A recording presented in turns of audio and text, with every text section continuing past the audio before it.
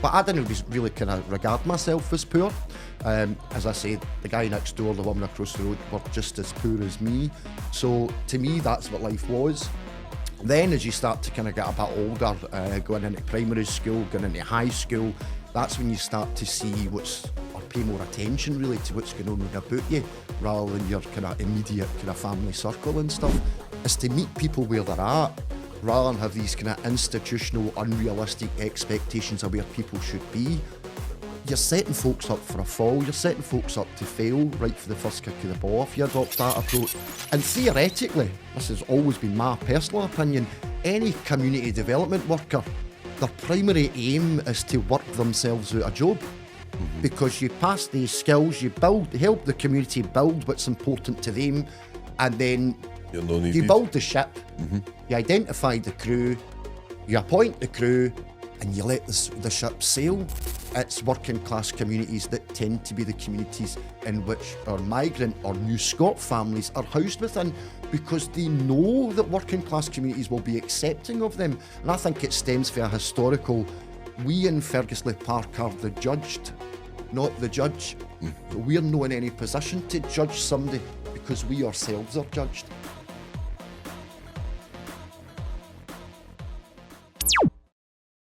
So welcome to Social Sessions. Today we're joined with Terry McTernan. How you doing, Terry? I'm good, thanks very much, Sean. It's great to be here. At last, eh? Indeed. Before Christmas, after Christmas. I know. But no, it's great to be here. And that's a great setup you've got here as well. So I'm just going to kind of do like we would do with all this people. I'll take you back to your own childhood stuff. Like, obviously, you're a kind of legend down at Feegie Park. That's one way I say that, I suppose. So always Feegie Park, is that what you kind of grew up? Always born and bred, aye. Although I do intend to move away at the end of this month. But aye, 46 years almost, if you like, born and bred in the jungle that is Ferguslie Park. So what was it like as a kid growing up? Because I imagine, even though these places have always kind of got a sense of community, well, they used to, maybe no one's much new. And I've been to Tanhill, I know that does, but what was it like growing up? Was it, because I know there was a lot of kind of problems with drugs and stuff like that running about. So what was it like kind of growing up there? Sure. I think Ferguslie Park's one of the communities that has got a very well documented history. So it's dead easy for folks to go into Google, type in Ferguslie Park, and hear all the bad and horrible things that have happened, and indeed people are saying about the area. But certainly when I grew up, I had a reasonably decent childhood. I'm not saying it was easy.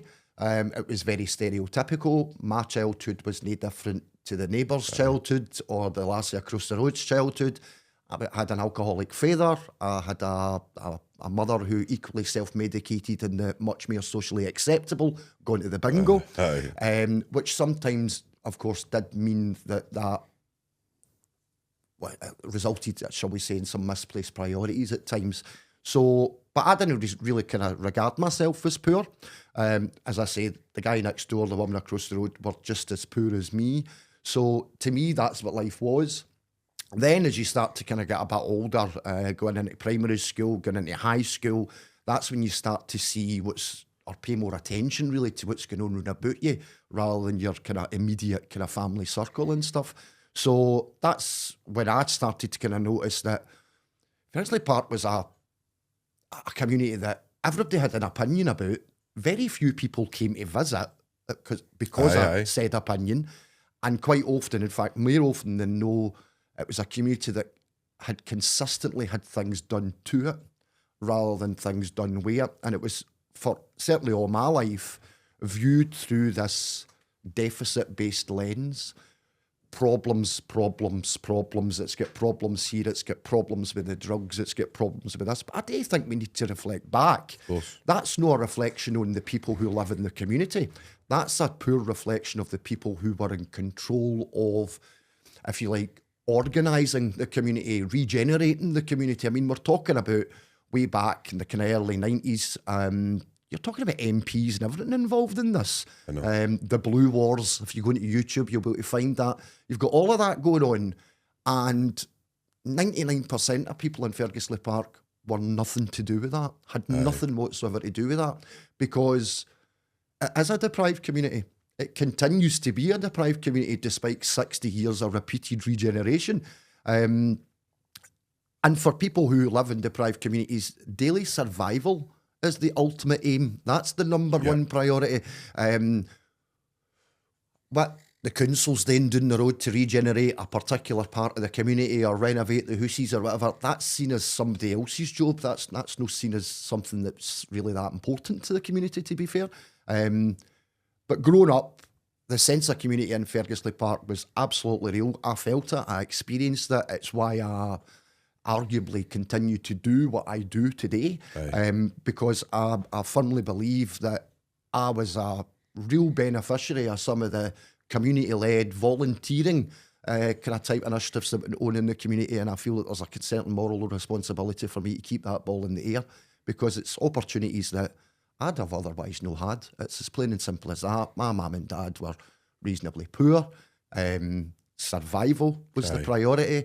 We didn't have family holidays, or I don't know. I was that wee boy at the other side of the fence who didn't have 50 pence. I think that's what I'm trying to say. No, and I think that's like, well, a lot of communities were like that, even in Glasgow and stuff like that. And Ferguslie Park just had that reputation. Like, you'd kind of heard it. And I think it was obviously a lot of today with the kind of news reporting maybe about the kind of drugs at the time and the gang wars and all this kind of stuff, which also gives, you've had like Craig Nook and Wishaw, and you get sometimes, but that area maybe had that gang war in the 90s, but continues to have that reputation still to this day, probably. And this is where I suppose you could maybe even call it a stigma on a community. Absolutely. I mean, Ferguslie Park is a community that's been stigmatised, re-stigmatised, and just for good measure, re-stigmatised again. And that's because, to not put too fine a point on it, and I can say this as a 46-year-old man, I wouldn't have been able to identify or acknowledge this as a child. That's because the poverty industry is strong, and it's had its grip on the neck of Ferguslie Park for well over 60 years. And it's not for letting it go, frankly. So there is that consistently re-stigmatising. And it is a question of approach. And it's because of that deficit-based lens. And I suppose what I'm trying to say there is, if problems is all you look for, then problems is all you'll find. And it's a big reason for me at the grand old age of 41, putting on my big boy pants, if you like, and going to the big school, which is the University of Glasgow, to do my degree. It's because my lived experience at Ferguslie Park is wholly different, entirely different. There's a codependency, there's a sense of community spirit, there's a willingness for folks to roll up their sleeves that, frankly, I've never experienced anywhere else in the world. And I've lived in Govan for 2 years with an ex-partner. I've been really fortunate through university to have visited Japan, India, more recently Kentucky. But in a previous life, when I was 19, between the ages of 19 and 25, I travelled back and forth to a town called Dorohoi in northeast Romania, just 12 miles south of the Ukraine, refurbishing orphanages, contagious disease hospitals and stuff like that. So I think what I'm trying to say is I've had experiences in a number of different communities. You've seen different levels of poverty. Extreme poverty, abject poverty and relative poverty. And I would argue that Ferguslie Park, yes, is a deprived community in the UK context, but I've been in much more deprived communities than Ferguslie Park that don't necessarily have that social capital, that willingness to kind of roll up their sleeves. Margaret can't go to work if Jean next door doesn't look after the way until 4 o'clock after it comes in from school. There's a codependency. So I suppose that's, at first, my first real life kind of demonstration of that, if you like. I was only 14, and in 1994, there was which became notoriously referred to as the Feegie floods. All over the telly, the entire community was submerged underwater. Now, we can argue about why that was the case. It was undergoing this huge regeneration process at the time, and well-intentioned, frankly, middle-class people didn't do their jobs right. It's as plain and simple as that. So there was all this inward investment, and there's been 3 regeneration attempts in Ferguslie Park by 3 different governments of 3 different political persuasions. So this isn't a question of political ideology, if you like. This is about avoiding making the same mistakes over and over and over again. And why I say that is because throughout my degree, and that was one of the real kind of benefits of going to university, it provided me with an opportunity to read back Ferguslie's entire history. Ferguslie was first identified as a deprived community way back in 1969. I wasn't born until 80. So there was a whole 11 years before I eventually came along. And then, of course, you've got another 10 before you start to really kind of understand what's going on round about you. So all three of these regeneration attempts have been independently evaluated and concluded in exactly the same way. So whilst marginal success has been achieved, local participation was notional, tokenistic, and even more recently, non-existent, more shamefully. So I think that's the beauty of the pandemic, and I appreciate that's not a line that you'll regularly hear. But for Ferguslie Park, certainly, the pandemic was perhaps one of the best things that could have ever happened. Now, again, I stress, no everybody's experience of the pandemic is the same. Right. We lost grannies, we lost elderly relatives, etc. But in a general sense, what it did mean is that all those third sector organisations that had been charged with championing the challenges faced with the people of Ferguslie Park were literally furloughed and sent up the road. So at the very time that you'd have expected Scotland's most deprived community to actually require the services of these third sector organisations, masquerading, frankly, as the provider of great solutions, they weren't there.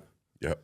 So what it did do, or what it allowed, was for the people of Ferguslie Park to get up off their knees, like I had saw in 94 with the floods, they were more than capable of doing, and literally run with it like a dog with a bird's paw, as my granny would say. And what a job they made of it. I remember the Paisley Express front page. I think it even featured in the Record as well, where there was a suggestion that communities like Ferguslie Park, Drumchapel, Castlemilk, all the ones that immediately spring to mind, they would have 2.5 times the mortality rate, just because of the kind of deprivation levels within the community. Nothing could have been further from the truth. I think it was 0.6 for Ferguslie. And that, I firmly believe that that's because of the codependency nature of those communities. Margaret and Jean regularly keep an eye on one another. People in Ferguslie Park have been going and picking up one another's prescriptions in morning newspapers and rolls long before the words lockdown and furlough were even known. So that's an everyday thing. What others would have regarded as rallying round in times of difficulty, that was everyday acts of survival in communities like Ferguslie Park, and I'm sure that that's not exclusive to Ferguslie. No, I think it's interesting and all, because it's to hear it and put it that way, because obviously a lot of communities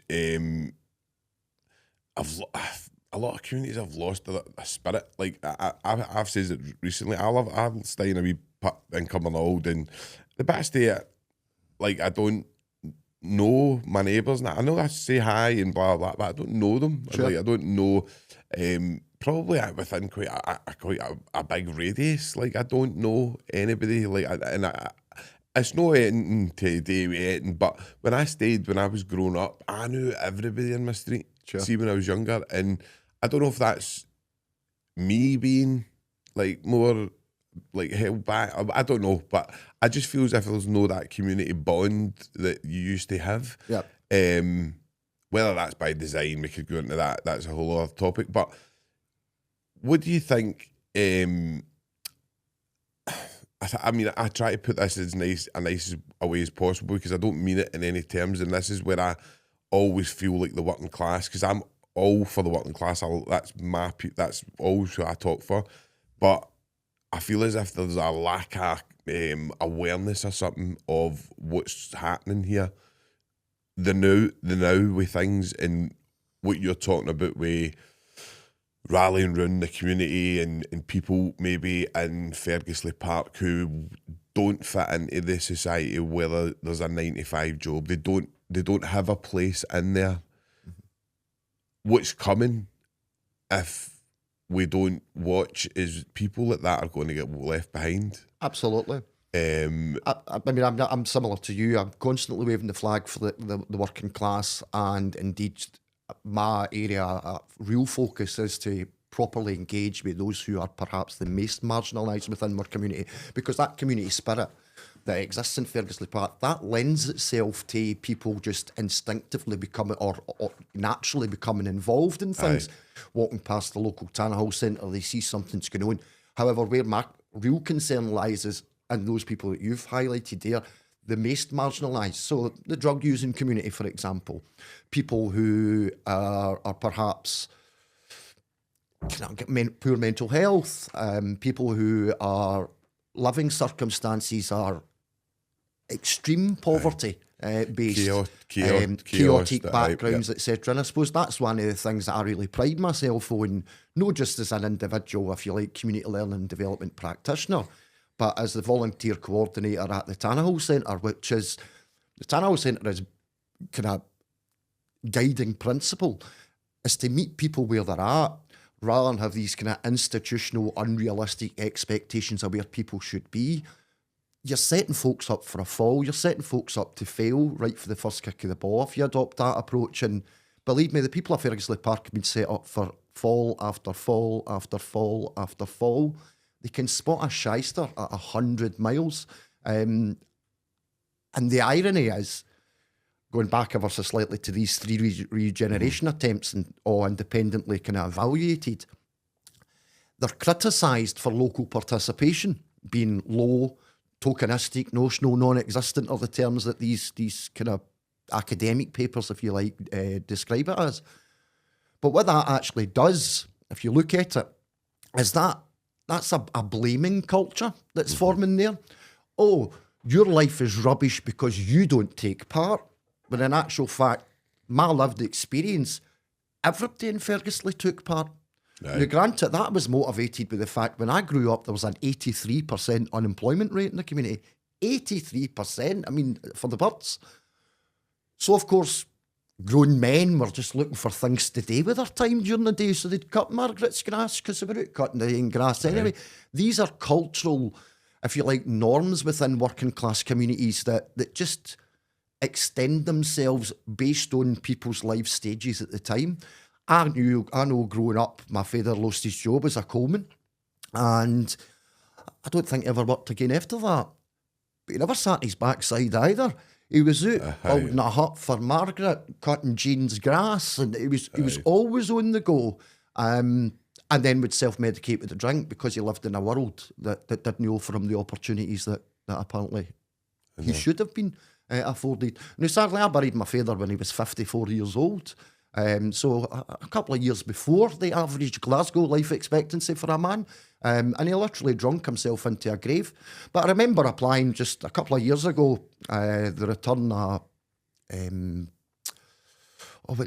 to 1. You remember the game show, 15 to 1? 15 to 1. Sandy Toksvig is now the kind of presenter of it. But it was an older man, Russell G. Stewart, or William G. Stewart or something, I think it's growing up. Well, I remember as a young boy sitting on my father's knee. He loved that programme. And I remember thinking, my dad's dead clever. Now, I think we all do that. Right? I remember thinking, my dad's dead clever. He's answering the questions. He's answering these questions before he's even got to the end of asking them. So in my mind, I grew up, my father was dead clever. And I think that's why he had an early demise, because he had an intellect, but he lived in an environment that didn't appreciate or recognise that intellect, because he was viewed as working class. So you're good for a job in the coal, but as soon as there's no coal jobs left, that's you're for the scrap heap. And I think that equally could be applied to a lot of people in our community just now. There's a perception that if you're for the scheme, you'll amount to nothing, and that's subtly communicated, whether it be through high school, whether it be through the media, this constant re-stigmatisation of the community, to the point where folks start to believe that. And I find that hugely damaging. I think you're right. I think these things, is like, if you're highly intellectual and you're like, I speak about him quite often. My pal John, he's from Edinburgh, he's from Muirhouse, like, grew up kind of, basically train spotting was based on where he grew up. Do you know what I mean? Sure. One of the cleverest guys you could meet. I think he's doing his second doctorate now. But he was told at school. I always remember when he first applied in prison today. He was like, I was told at school university was for like other people, we all know like we should get a trade, and when I was saying to them I would like to go to university when I was a wee guy, they were like, no, like that's no for you. And I totally accept that, because I'll be entirely frank with you. As I say, when I'm 41 years old, I traipses up my first day going to the University of Glasgow. Now there is a kind of Harry Potter-esque kind of image about that building, which in itself is quite intimidatory, and it can be it certainly exacerbated my imposter syndrome to no end. But as a person who's now graduated with a first-class honours degree, that's no bad for a Feegie boy, to be fair. Definitely. I'm left questioning. I actually went into uni with a very unrealistic expectation of what university was. I know. And it's off the back of the point that you absolutely made correctly there, which is because I don't know how I was led to believe, as subtle as it might have been, but certainly university wasn't a place for me. I was a Feegie boy. Feegie boys don't go to university. So I don't know if that's a societal thing, if that's a community cohesion thing that's just passed down for your own family or whatever. I don't know where that comes from, but certainly a big part of what I try and do now is demonstrate to people that these things are absolutely open to you as well. You are equally entitled to access these opportunities in the same way somebody from Mulgai or Bearsden or perhaps some of your more affluent communities are able to go to. And in fact, now, because of legislation for the Scottish Government allowing free tuition fees and stuff like that, now is the best time ever for you to absolutely take advantage of the opportunities. It's Definitely. no easy. It's no easy. It's no, Terry, and no degree is easy, and obviously it's a lot of work, and but it's, as you say at the end of it, it's an amazing achievement, and obviously like I've the same. I've got an honours degree as well, and you often think, I'm kind of disillusioned with it now. I kind of go like that, like, do I want to do a doctorate, right? I don't believe in it. It's not that I don't believe in it, because I know plenty of people that have got doctorates that are fucking like a mate like Gabor Mate and people like that who are like way amazing people and have got all these achievements. But I think it was Elon Musk actually that said that like 99% of doctorates never see the light of day. Mm-hmm. And the amount of money we spend on education at these universities is phenomenal. And I think when you see poverty at its worst, maybe places like Ferguslie Park, and then you see what people maybe feel Mulgai or Jordan Hill or wherever it is, the opportunities are different. And I don't care what anybody says. I'm not going to get told any different. The opportunities are different. And it's how do you raise a community awareness to say, look, you are entitled to this, and it is a realistic goal. How do you do that to a community that has been beaten down?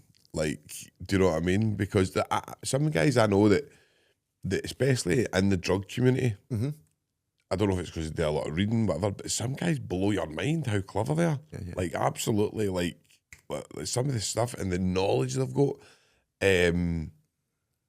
But they don't believe, there's no self-belief there. What we're talking about here, albeit through an educational lens, is we're talking about power, and we're talking about the preservation of power. Aye.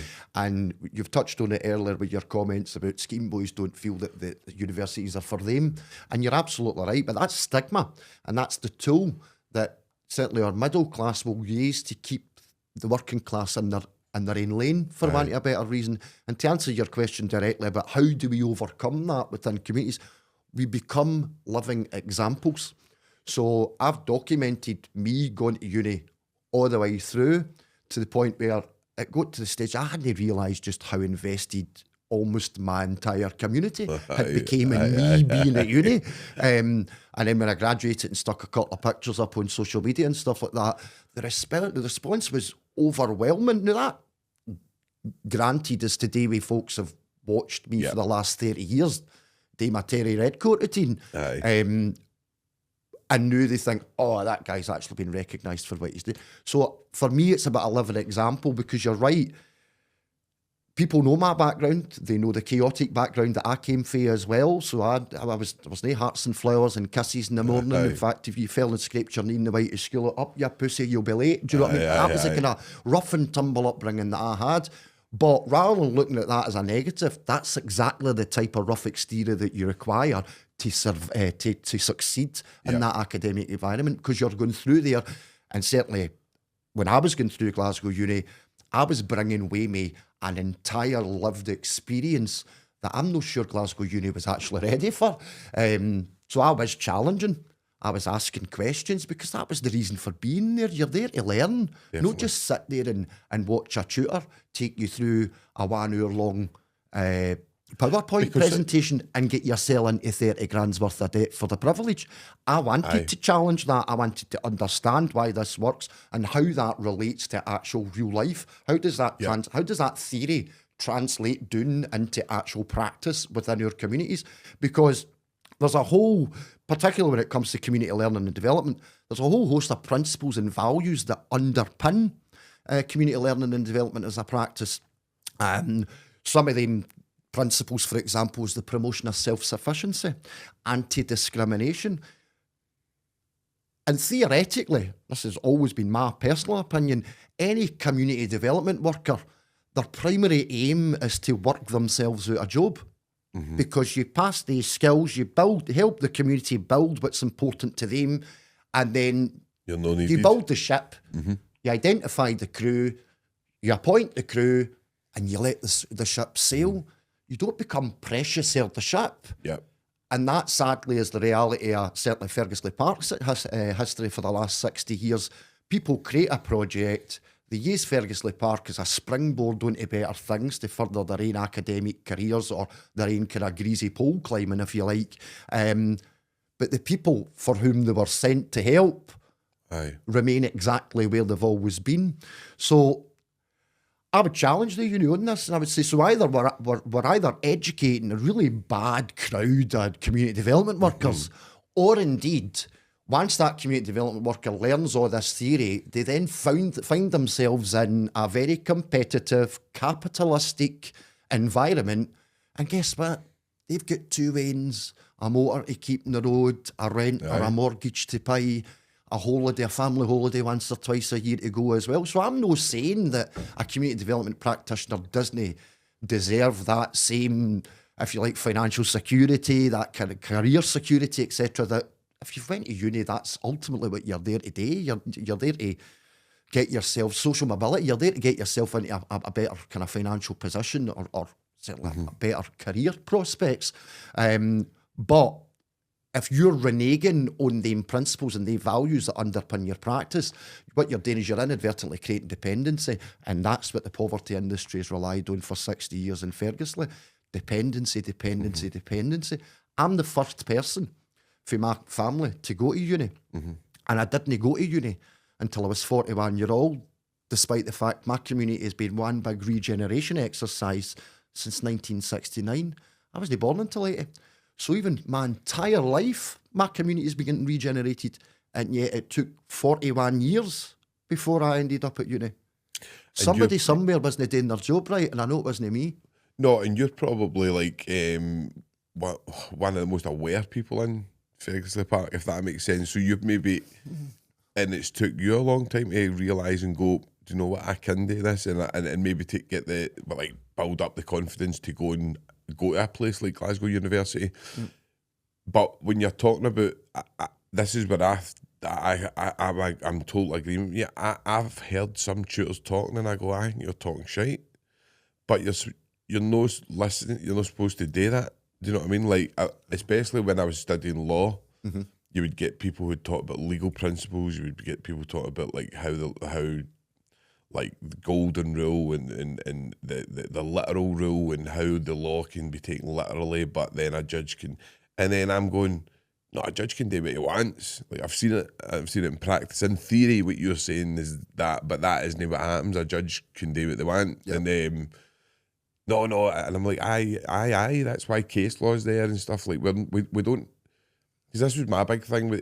we don't elect judges here, right? Judges, the judiciary is so much more powerful than people think. Like, especially in Scotland, Scotland's judiciary is a big boys' club. It's like it's a lot of power there. That, I mean, to the extent that Alex Salmond called out the Lord Justice General and said, "Listen, people are moaning that yous don't need to open up your accounts. You're the only people, like QCs and judges are the only people in Scotland who don't need to show you where they get their money or where their money comes from. We need to sort that." And Lord Gill just went, "Well, that's not going to happen, so just you stay in your lane." And Alex Salmond set a meeting up and he never turned up. No, he was First Minister at the time, right? Now, that shows you the power that these people have got. And I try and... So when I was doing my law degree, I was listening to things and I was going, that doesn't happen in reality, that doesn't happen in reality. And I think what you get with the middle class, I don't mean this bad to the middle class, but what you get with middle class people is they come in and they are very much, yes, yes, yes. Whereas, see, if you get somebody who is aware from a working class background, they can be a thorn for these people. Absolutely. They don't like it. They go like, "Well, why is he's asking questions and absolutely shouldn't he be getting asked?" So to put what you're saying into a Ferguslie Park context, that's exactly the point. So these three evaluations, tokenistic, notional, non-existent, it wasn't that the community weren't participant, it's that the community weren't participant in a compliant way. And Chick Collins, he wrote a paper, I actually used it as part of my dissertation in 1999, where he applied back what was called Bactinian dialogism. And basically his paper is all about how you need to speak a certain way. There's a certain kind of speech genre expected, and if you don't fit that, then you don't count. So what we're saying is, and even today you look at groups like Ferguslie Seniors, for example.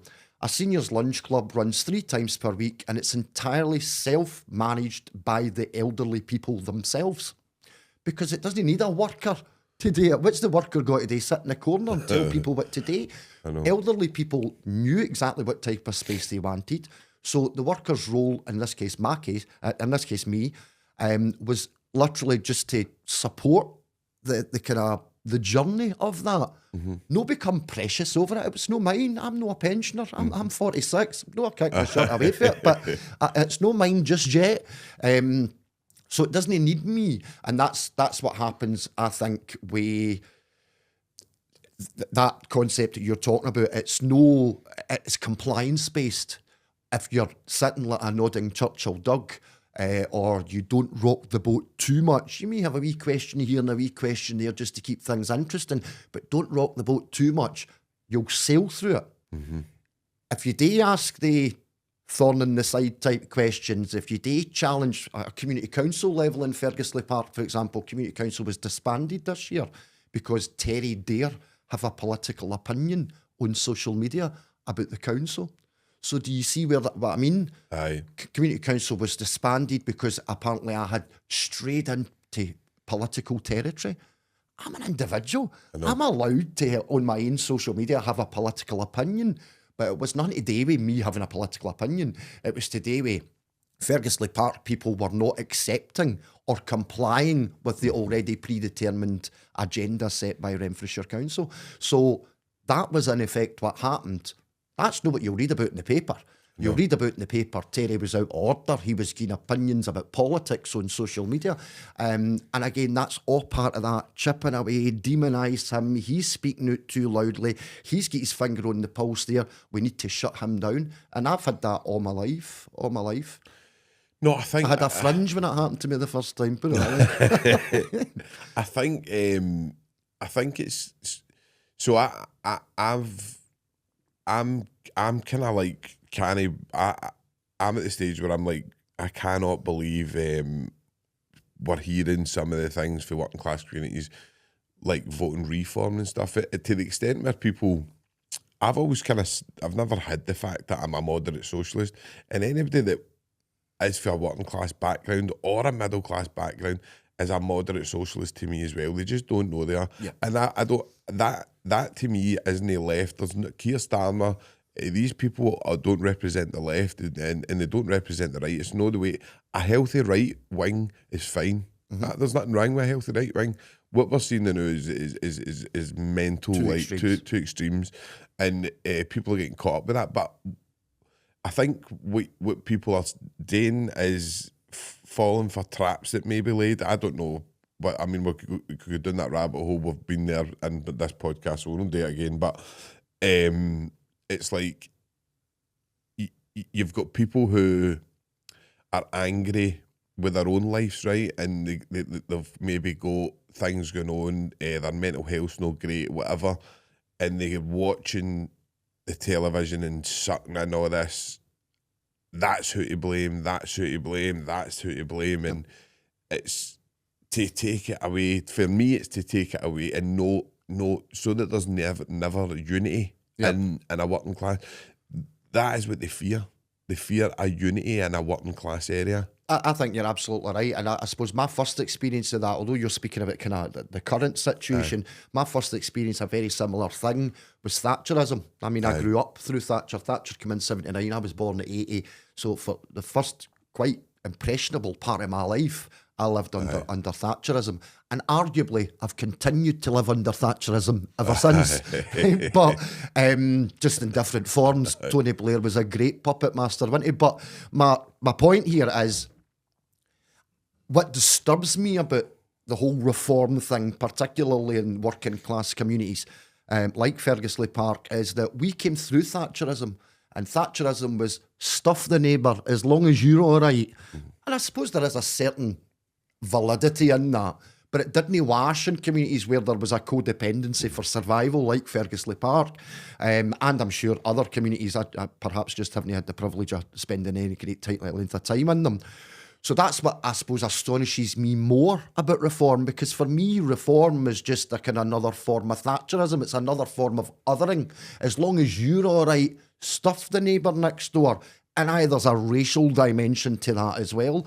I suppose the other astonishing part for me in terms of reform's supposed or perceived success, because I'm not quite so confident that it's as successful as it would have you believe, as the working class people tend to be extremely politically astute. They don't speak about it in the academic words like, I am a moderate socialist. They don't speak about it in that language, but that doesn't mean that they don't understand politics. They know when the budget comes up, they pay particular attention because that has an impact on their household finances. So people pay attention to the parts of politics that are important to them. Yeah. Could they care about an act that doesn't have any impact or anything like that on their life? So for me, that's what's most disturbing about the apparent rise of reform's kind of popularity within Scotland, because we've seen shysters like this before. I know. UKIP, half-wit Coburn made an appearance and was very quickly marched right out. And I anticipate Farage will be exactly the same. I don't see reform being the opposition at the Scottish parliamentary election. I don't see that bearing any fruit whatsoever. They've tried 3 times already to sell that divide and rule, othering type concept, and they've had no success. I don't think the 4th approach is going to be any different. I hope not. Like I genuinely, but to be honest, see in Scotland, I don't even know who I'd vote. I think the difference, though, and it's a thorny, it's a controversial point I'm going to make here, and it's a thorny nettle I'm going to grab. There's a difference between being pro-reform and just being down and out racist, and I think that's a distinction that needs to be made. Now, this idea that Scotland is immune for racism is for the birds, frankly, because it's no. Working class communities, however, tend to be immune for racism. Certainly Ferguslie Park is. When I grew up in Ferguslie Park, we had one black family, the Cadona family, who I remember I would overhear my father speak really, really highly.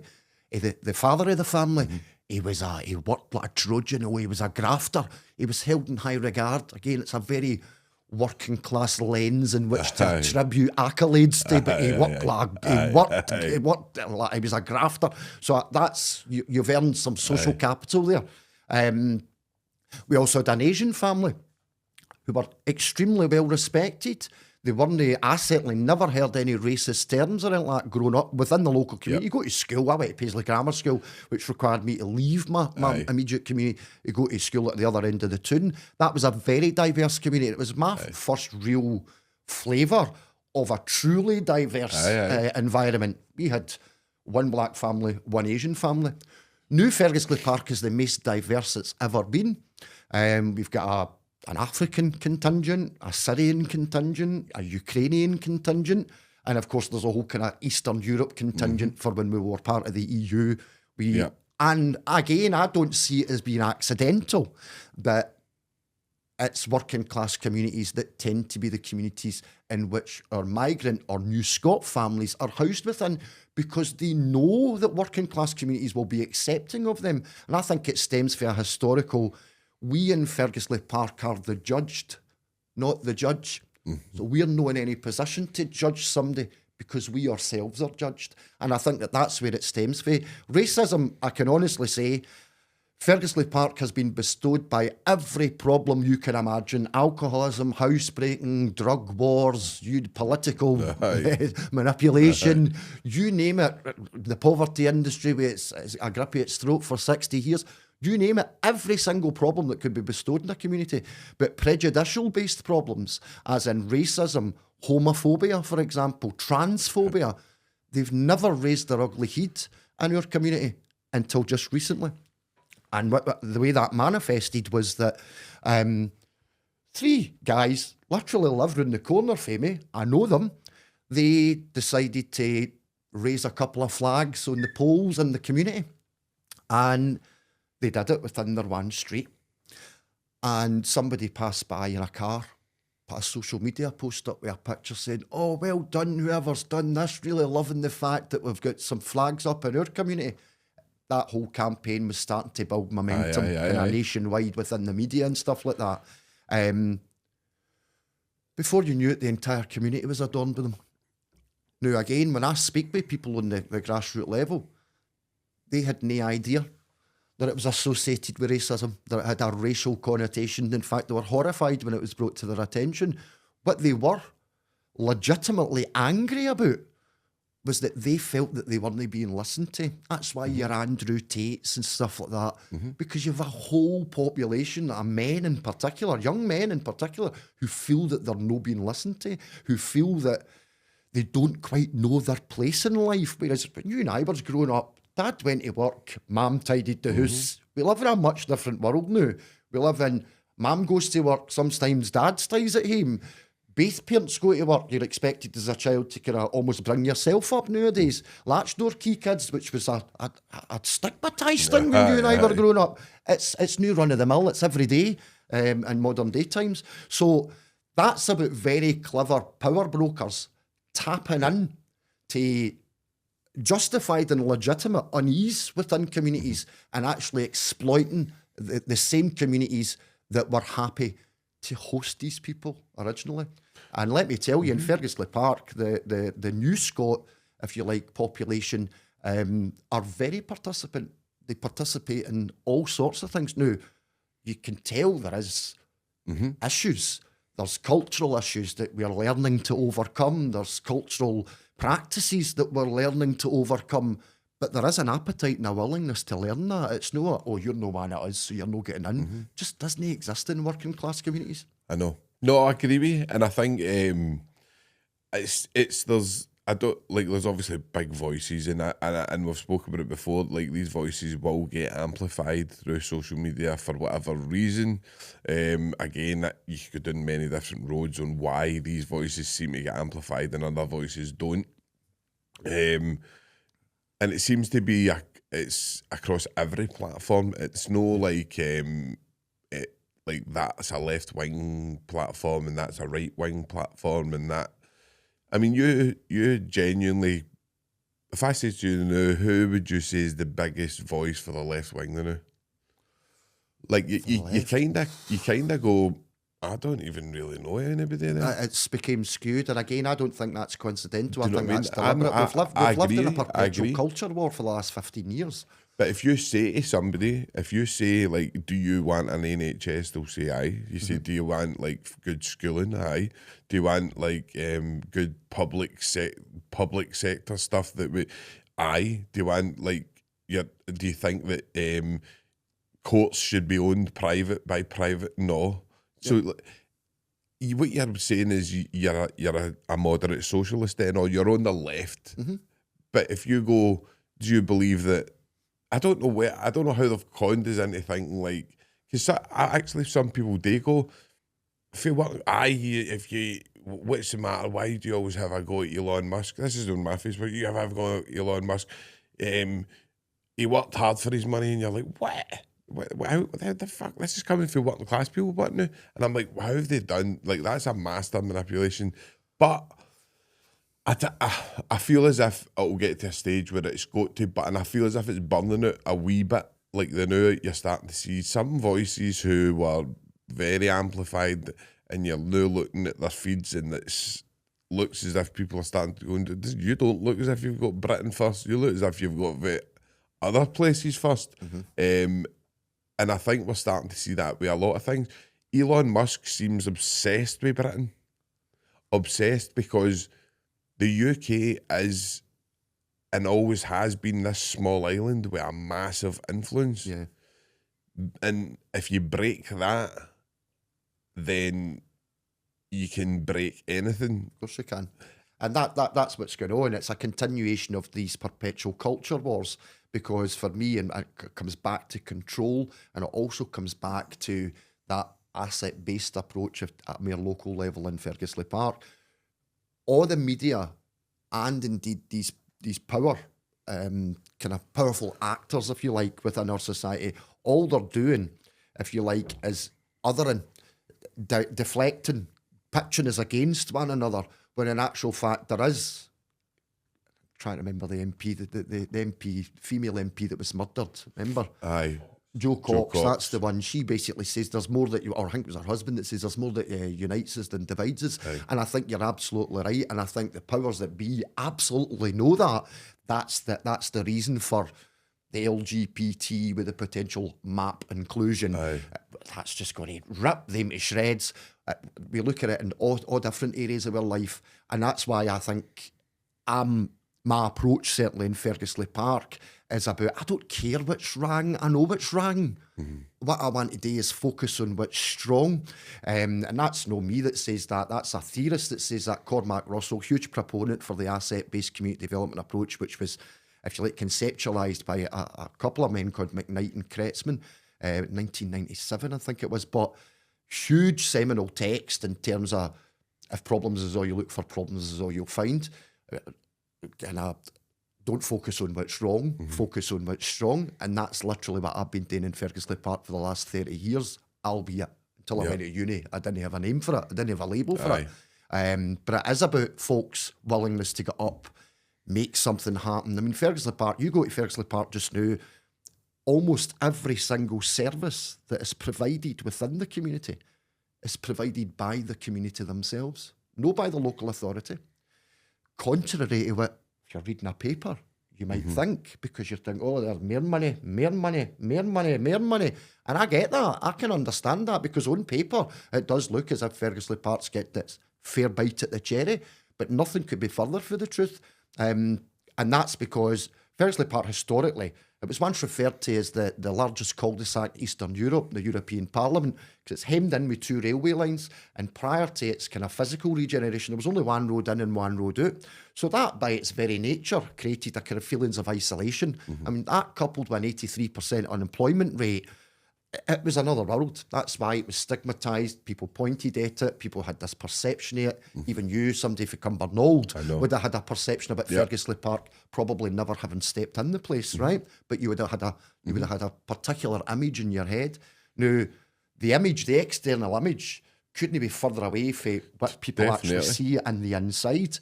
And then you've got all this jiggery pokery going on, regeneration after regeneration after regeneration. All these multi-millions, multi-million pound regenerations. But my point is, money spent doesn't always equate to value gained, because that entire investment was totally transactional. It was money that was put into the community and went straight back out. Nobody for the community got a single copper of that money. So that's no investing in a community. That's using a community to offload funding that you've secured from Scottish Government. Back then, in that case, it was direct for the Scotland Office or the Westminster Government. And the truth, the honest truth of the matter, and it galls me to say this, Ferguslie Park actually was served better under the Tories than any successive government thereafter. No, see, when you look at it, like, if you look back, like, I don't know, I mean, probably, like, under David Cameron, like, was probably, like, I don't know, that was maybe the best time for like, I don't know, like, certainly the Blair thing, centralism and all that kind of, a lot of people were kind of, this could work, and I think there was a lot of hope for that. But when you go and you look at real, genuine kind of like Scandinavian models and stuff like that, our left wing's always been right. Mm-hmm. It's never been like, but there's, it's like I think it was Big Craig Houston. I like Big Craig; he's a crack big guy, but we disagree on politics, and he was saying like about like if we bring the tax down, what it does is it attracts the billionaires, and then the billionaires build and then create jobs and that. I understand that, but they don't. They're not doing it. So like, there's nothing stopping them from doing it now. So. And I accept that. I mean, I don't know Craig personally. I do listen to his wee 10-minute rants now and again and stuff like that. And like you, it's clear me and Craig differ, politically speaking. And as much as I accept that point, the flip side of that coin is the counter argument, which is if we don't do it, they'll leave. No, they don't. They don't leave either. So we're in this paradoxical situation whereby we want to attract inward investment, but we don't want to tax them in case they leave. It's all smoke and mirrors, because they're not going anywhere. They've built their infrastructure in this country, whether it's, I don't know, Amazon, whatever, I know. EE, Free Mobile, whatever corporate body you want to speak about. They've built their infra. They're no up in sticks and walking away from it. I know. They're not just shutting out. Now, Brexit demonstrated...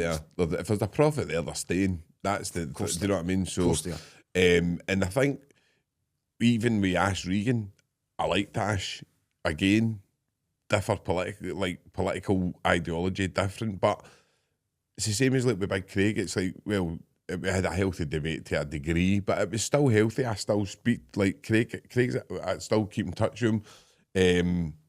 Ash Regan, I don't keep in touch with, but I liked Ash Regan, and one thing she said that I did agree with was, we concentrate very much on inputs and don't look at outputs. That was a very clever thing she said, and I think she's a good politician in the way that she knows what needs to be done, but I don't know where she stands these days, do you know what I mean? And I really liked Ash, I did, and when she said that to me, I did kind of look at the inputs, and you do hear, like, if crime raised, we're going to have an extra 1,000 police on the street, but you never hear of the output. Did that work? Yep.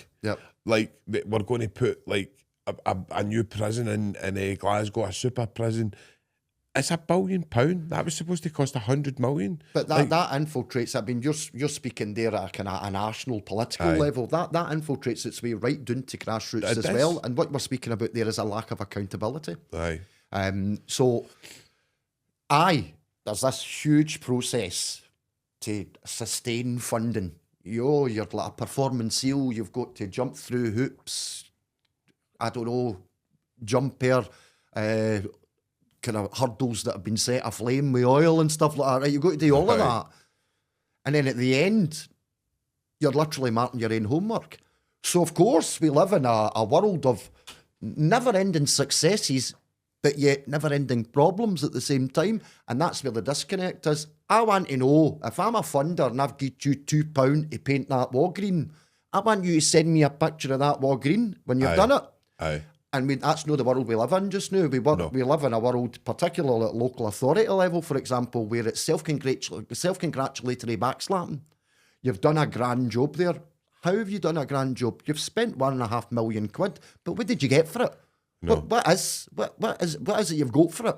And if you look at Renfrewshire in particular, there are a host of different areas in which you could look at that. The Dargaville Primary School that they built, which is too wee to actually educate the ways that it was intended to that was built to educate. Right, so that's another new 40 million quid, potentially 65 million quid that Renfrewshire residents are now going to need to pay through their council tax to bail what an independent report deemed immature approaches to complex situations, professional arrogance. And that's because we have got supervising officers and counsellors who are simply not scrutinising enough what they're being asked to do, because we live in a world where you mark your own homework and it's no good. I think any other job, like even a football player, if you're playing shite, you don't get a game and you get sold and your wages go down. Do you know what I mean? Like, that's the way it works. Politicians seem to be, you can go in, do a shit job and do nothing that you say you're going to do on the manifesto, and no be held accountable. So you get paid, win, lose or draw. Yep. So you can come in, do the pissest job, like we've seen recently. Like, I don't even know when you could have said the last person that I would say that made any kind of was David Cameron, who I don't like, but it was like your typical kind of politician who you could listen to and go, right, this guy kind of knows what he's talking about. Do you know what I mean? I mean, obviously, that's me looking at it through the lens of just that the world's not a theatre. Do you know what I mean? Like, it's but Cameron had that thing about him where you could go, right, well, he's kind of hold his own. He would be able to hold his own in the arena. I don't think you get that with British politics now. Like, you go like that, like, who the fuck, like there's so many people. Like, we live in a world now, though, where we're constantly making excuses for ineffectiveness, for no hitting the mark, for no managing to get to where you agreed to, where you were get to. For me, Dan McGarvey hit the nail on the head just shortly after the whole Liz Truss debacle. I'm a bit of a sycophant for Dan, to be fair, right? He's a smashing guy, and I think I cited him in almost every assignment I did throughout my entire degree. But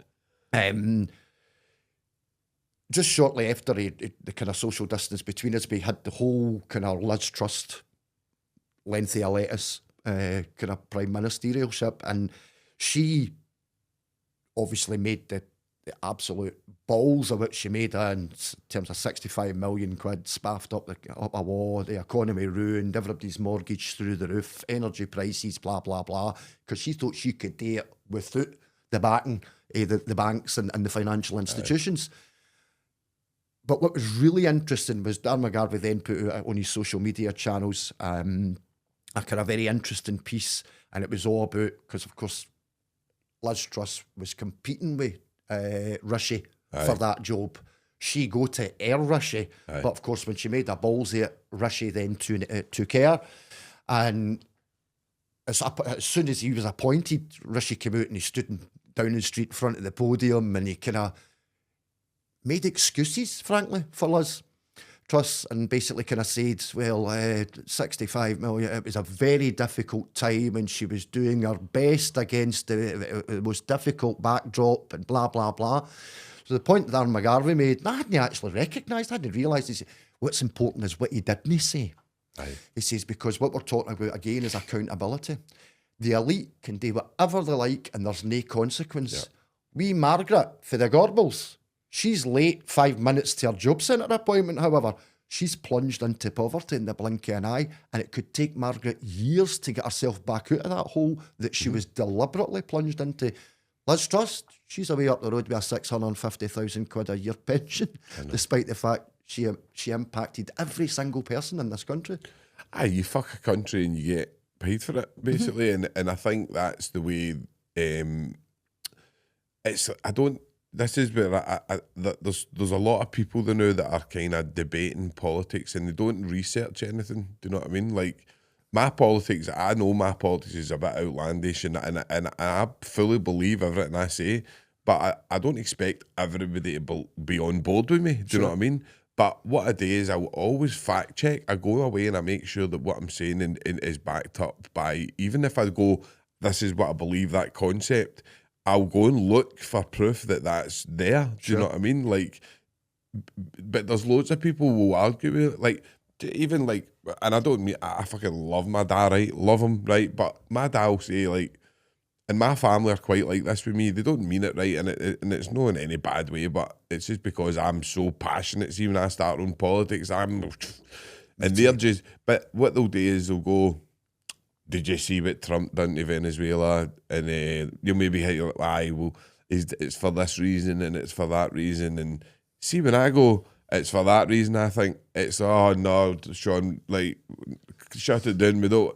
And you're like, yous are allowed to watch the 6 o'clock news and have your opinions and like go with what's going in mainstream. But as soon as I go, no, that's not right. Like, look at this. Yep. It's like, oh no, like too much. And I often think like there's a day we take a day we go, it's done, let them do what they're going to do, like let them have the world, the elites, and then let them build it the way they're going to do it. Or do you take the stand and go, no, we're not accepting what you're doing here? And I think that we'll need the working class communities to have a look at.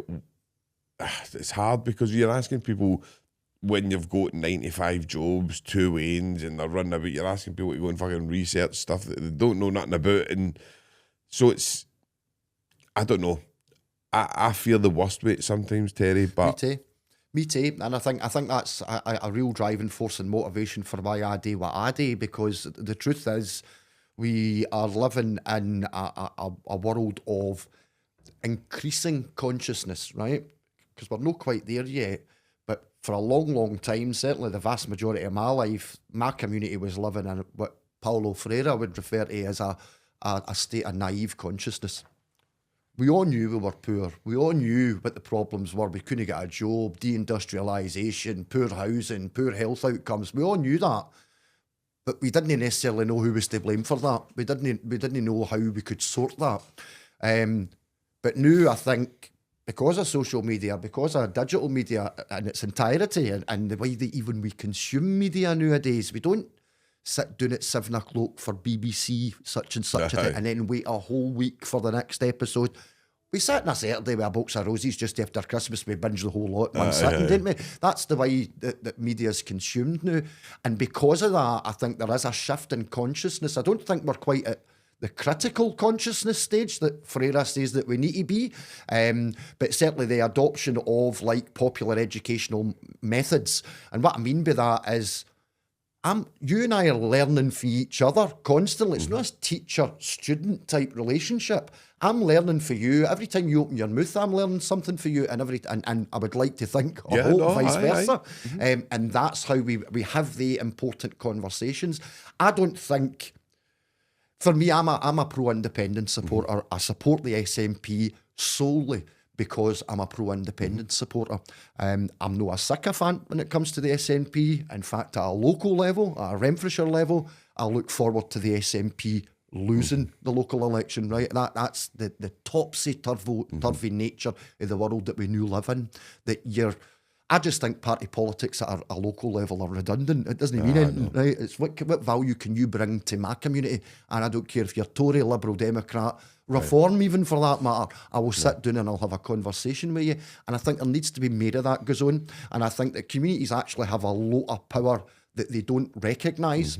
And I suppose the onus is on folks like you and I to help them realise the power and the potential that they've actually got. Because we're sitting here and we're talking about huge structural and systemic inequalities that we can't solve. You and I, Terry and Sean, can't solve on a global level, right? We've not got the finance, we've not got the influence, and dare I say, probably not got the intellect either, right? But what we can do is we can change your wee part here. And that's what I've been focusing on for the last 30 years. Granted, it's been a hairy journey at times, and it's perhaps only started to come into fruition over the last 5 or 6 years. That's the truth here. But we now have people empowered. They know what their struggles are, but they also know who's responsible for these struggles and how to combat that. And it's not, you're trying to keep your lights on, keep your 2 wains fed, motor on the road. You're asking folks to constantly do more and more and more things.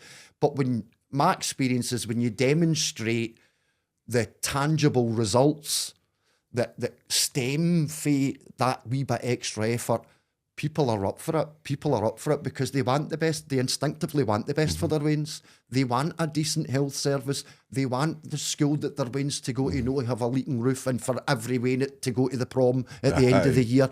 That's the nature of communities. Communities don't compete with one another. They support one another.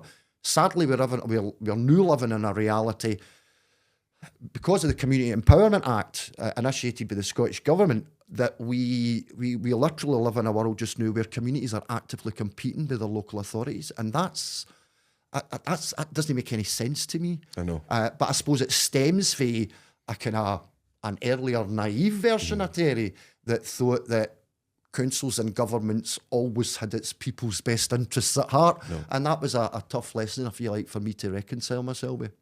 No, I think when that you start seeing how that makes sense for privatisation and whatever, all that kind of stuff, whatever, like, or who the housing and who owns the housing and whatever it may be, your local council is probably the most corrupt. Like, I would imagine at local levels, that's where probably a lot of deals are done. Do you know what I mean? Like, you kind of know.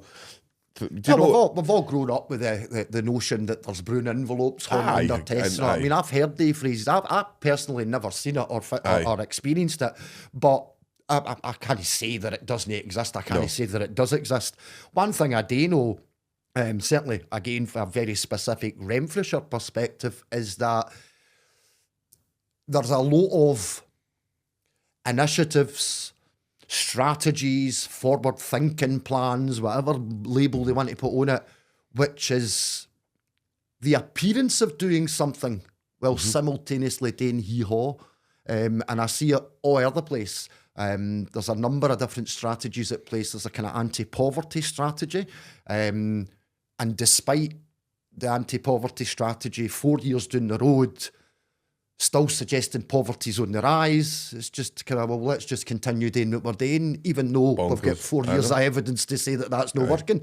So, but again, for me, that's where that professional arrogance point that I made earlier comes in. It's about reflexive practice. It's about saying, right, we did that.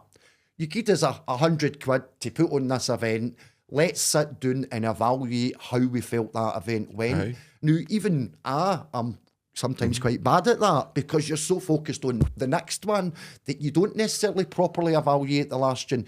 But I think it is incumbent on us all to try and embed that mindset, almost that kind of reflexive practice, into the everyday machinations, if you like, what we're doing, whether that be, in your case, podcasting or working in the kind of prison judiciary sphere, whereas I'm working more in a kind of community setting. But we all need...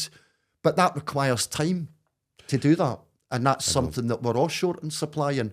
But I think, see, when me and Jordan came and done the junkie at the Tanner Hill Centre,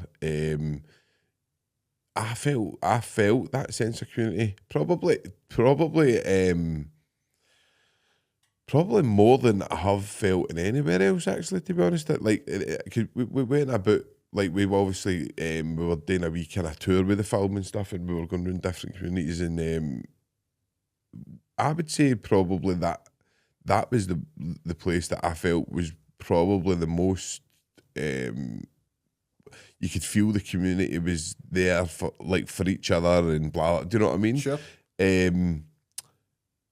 But I enjoyed that experience, and I think that's where initiatives like that need to be more of. You need to, couldn't agree more. I mean? And I think it's lovely to hear you say that, by the way, because sometimes you're so close to the coalface that you lose sight of that. So it's great to get that external feedback, because I think you're right in your observation, and I think that perhaps was further exacerbated with the notion that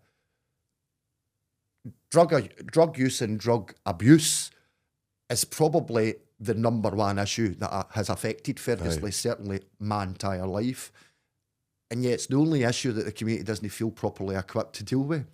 know. It's dealing with food insecurity. It's dealing with isolation and loneliness within its pensioner population. It's dealing with the attainment level gap within the local 2 primary schools. It's dealing with the kind of lack of youth provisions because of local authority cutbacks by essentially providing them services ourselves internally and upskilling local people to in turn provide these services and if you like, acting as diversionary mechanisms so that they don't end up caught up in drugs and stuff like that.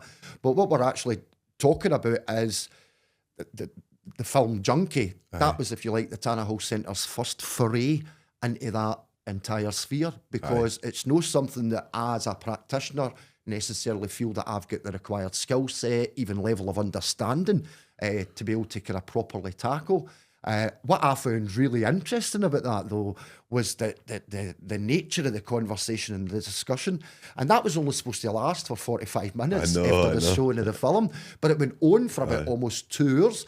And I was quite happy. Don't get me wrong, our wee facilities officer was choking to get up the road, right? But I was quite happy just to let it go, because it was our first kick of the ball when it came to that. And it's such an important issue that I didn't want to stifle or hamper that conversation, because if I did, I've then became one of those who I've consistently criticised for the last 30 years. I know. Things need to grow organically. They need to be community-led. If you're hoping for a higher propensity of success, it doesn't matter what you're doing. It could be a drugs drop-in, it could be a pensioners' lunch club, it could be an after-school homework club for the Wains. It doesn't matter what you're talking about. If it's no led by the community themselves, it's not going to work. There's a higher propensity of success, and Ferguslie Park serves as a fantastic example. We have been the butt of the joke for 60 years. We have been the scum of the earth, frankly, for the last 60 years. And I would argue that in the last 5 or 6 years, we became the envy of every other community in Renfrewshire. Every other community in Renfrewshire would give their back teeth to have the sense of community spirit, the sense of willingness to get their sleeves rolled up and get tore in. And it's all done, if you like, on the premise that if we're going to wait for the council to do that, we'll be waiting the rest of our life. So we're no up for waiting the rest of our life. Let's just go and do it ourselves. And that's what's happening. And it's exciting, but it's disappointing that a community that's been stigmatised, re-stigmatised, battered about the media like some sort of kind of plaything, with no real kind of recognition of the real lives that lie behind that, right? Because we're talking about a geographical community, but we're talking about 4,100 people as well. And if this was happening in a village in Botswana, everybody would be all up in arms. But because it's happening right on my own doorstep, nobody seems to give a monkeys. That troubles me. Troubles me. And it's why a lot of the solutions to our problems, Ferguslie Park in particular's problems, a lot of the solutions to them, they lie in the hands of the very people that are experiencing the challenge. They don't rely on the hands of the false generosity supervising officers at the council or the chief execs of the third sector organisations that masquerade as the provider of great solutions, when in actual fact what they often do is entrench the very challenge that they were tasked with eradicating, namely poverty in Ferguslie Park's circumstance, or kind of specific example. But you've got competing interests because you want to solve the problem, but community sustainability and organisational sustainability are not the same. No. You might think they're, because we're talking about sustainability, but no, the organisation will always be, from the chief exec's point of view, his job is to make sure that the organisation's sustainable, despite the fact the mission statement of the organisation might be to help the long-term sustainability of Ferguslie Park, but ultimately, that's to be sustained. That's just the carrot and the stick. Definitely, Terry. And I think just as we're kind of coming up to the end of the podcast, it's been a fascinating conversation, and it's been something that I think, like, I would always just, anybody that's watching, I would always say, like, please look into what is coming. Just like with any politician that's going to try and sell you, we're living in a world now with a bunch of charlatans. I think like that's basically what we're living in. So go and look and see what they're offering you, what it is. Research a wee tiny bit what it is, and look maybe at the bigger picture, why they may be doing things. But what I'll do, Terry, I'll let you, because unfortunately, and I try and say this with the bet, there's no magic wand for poverty. That there is, they want, to me, they want poverty, they need it. It's something that they need to keep, because if they don't have it, then they don't have a working force. Now, listen, AI might change that. I don't know. There's different people looking at different ways. But what would you say, like, as a final message to anybody that's kind of watching this, who's maybe interested in politics or struggling with some of the stuff we've spoke about? I suppose for me, it's kind of old adage: start where you are, use what you have, do what you can, and it really is as simple as that. Because no everybody has the same kind of political beliefs, understanding of how impactful politics is on our day-to-day, everyday lives. So again, that's about that consciousness raising.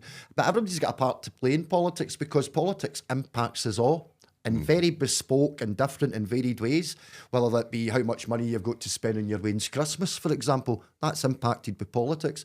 I suppose my honest advice would be,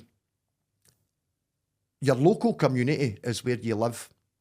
That's where you give a monkeys about. That's where your mother lives. That's where your Wayne goes to school. That's where your granny goes to the doctors. That's where you go to the library. So that's where you need to focus your attention, right? None of us is going to fix the world, right? Because we don't have the power, we don't have the time, we don't have the money, and dare I say, we don't even have the intellect. But what we do have is the ability to shape and influence our immediate locale. And working class communities in particular, I think, have got fantastic contributions to make to, for example, the climate change emergency. Just simply because they're very frugal. Communities, by their very nature, they're frugal. Everything's got a value. That old fridge gets passed round to the woman round the corner, single mother with two Waynes, because your mum's seen a value. She might have got a wee shout at the bingo to get her buy her a new one, but that's still got value, so it's passed on. So that's why, for me, it's important. Working class communities need to become more politically active, because they fail to understand the level of political power that they've got. And I suppose it's incumbent on us as community development practitioners, and in your case, a kind of judiciary sphere worker, to create the spaces that actually result in the empowering of people to take a lead role in these things, particularly in communities like Ferguslie Park, where quite often priorities were chosen for it, rather than the priorities being chosen by local people themselves. Because if you don't adopt that approach, you run the risk of actually inadvertently fueling campaigns like Raising the Colours, and you inadvertently kind of golden child Farage, or you provide him a space to work within. We need to shut all these spaces down. We need to occupy all these spaces and make sure that it's an empowering, nurturing environment, rather than let's take advantage of the deep-rooted insecurities or the faux concerns that we'll feed that. And that's the world that we're living in just now, to the point where it's really, really difficult for people to know what's right and what's wrong. We all instinctively know in our own hearts what's right and what's wrong. But when you're consuming media, it's very difficult nowadays to distinguish between rhetoric and fact. And I suppose that's the role that we all have a role propaganda. to play. Like, propaganda is done very well. I mean, like, I've said it before, Joseph Goebbels would be proud of the way he started, do you know what I mean? Like, the media kind of, the propaganda that's used these days. And it's, listen, you watch a Donald Trump video of him with the army and the thunderstruck on the background, and you're like, oh, I mean, even gets me, and I dislike it, but I go, that fucking looks, that's powerful. That's good, because do you know what I mean? And these videos are built that way, and I think people just need to realise as well that people are very good at that tweeting what you're like, what's going to turn you on, if you like, or what's going to make you want to believe. Clickbait, you know what I mean? clickbait. We live in a world that's just full of clickbait now. And social media is a great thing if it's used in the right way. Sadly, it's all about what you're having for your dinner and your dog getting its haircut and all crazy stuff. And that's fine, because that's what I suppose it's by folks being able to do things like that encourages them to go into social media and engage, hopefully provides a platform for them to then engage with kind of much more meaningful stuff, if that makes sense, and come across folks like yourself, come across folks like me. But I suppose, look out for your own community. That's what I would like to end on. If you focus on your own community, it's not a difficult task, because you know your own community more than most. Certainly you'll know your community better than I do, and vice versa. So start where you are, use what you have and do what you can, and use them relationships, all the things that people externally see as negatives. Relationships, kind of, sometimes they can be rocky, sometimes not always necessarily positive, but build on that, because for me, Cormac Russell, who I alluded to earlier, he argues that relationships are the building blocks of sustainable community development. Now, I'm looking at community development, and I'm using that word in an academic sense in terms of improving people's lives, having the creation of services and, I don't know, community wealth and stuff like that. But community is such a broad term. It's geographical, it's community of interest, it's whereas you have a much larger community than me. I've got 4,100 people in my geographical community.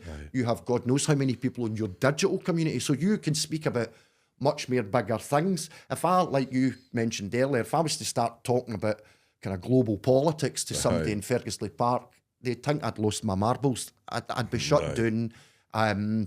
In some cases, because the person I'm speaking to doesn't understand what I'm saying. In other cases, it's because it would be perceived, oh, there's Terry away and his political rants again, because it's no uncommon. But focus on your own community, because see, if communities all start to come together, that's where the real power lies. But we need to get our own house in order first, and then chap next door's door. It is. It's about uniting the working class. We need to remember we're working class, and I think we need to unite. But where can people find the journey, Ferguslie Park's journey and stuff like that, Terry? Where can they find that? Well, it's all over the place. I'm currently occupying the volunteer coordinator's role at the Tannahill Centre, which runs quite a varied programme, from nae hair to grey hair, or in my case, back to nae hair, as we say. It's a very open, very accessible centre for all sorts in terms of kind of disabled folks, ramp accesses and stuff like that. Hosts all manner of stuff. I would certainly encourage folks to either visit the website. Social media tends to be our main platform of communication, so follow the Tannahill Centre page. I also coordinate another couple of groups called Dartwood Crew and Ferguslie Seniors, who are essentially locally led partners of the Tannahill Centre, and again are responsible for the delivery of a number of services, self-created and self-delivered services within the community. And I would argue, just finishing off by arguing that Ferguslie is a fine example of what can be done when people come together and just make it work without necessarily any institutional backing. Your community is what you make it yourself. 1,000,000%. Terry, thank you very much for coming on. I appreciate it. It's Cheers. been brilliant. Thank Thanks you. very much. Cheers.